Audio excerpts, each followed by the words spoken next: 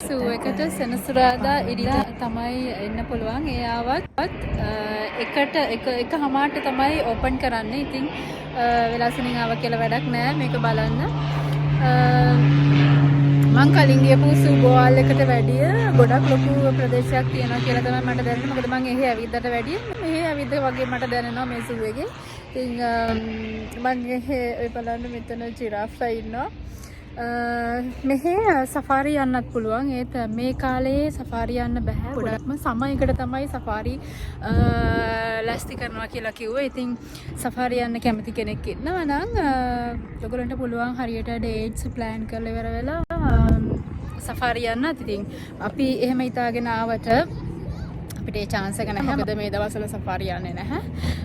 Safari යනවා කියලා කිව්වා. ඉතින් බලමු අපිට මට ආයේ එන්න පුළුවන් වුණොත් සමහරකට අනිවාර්යෙන් ඒ අත්දැකීමත් ගන්න ඕන. එකක් අපිට කැමති විදියට සමහර සත්තුන්ගේ කූඩු ඇතුළට ගිහිල්ලා එයාලව ළඟින් බලන්න පුළුවන් හැකියාව තියෙනවා. ඉතින් මේ වීඩියෝ එකේ සම්පූර්ණ වීඩියෝ එක මගේ මංකි මාංශ YouTube channel එකට ගිහින් ඔයාලට බලන්න පුළුවන්.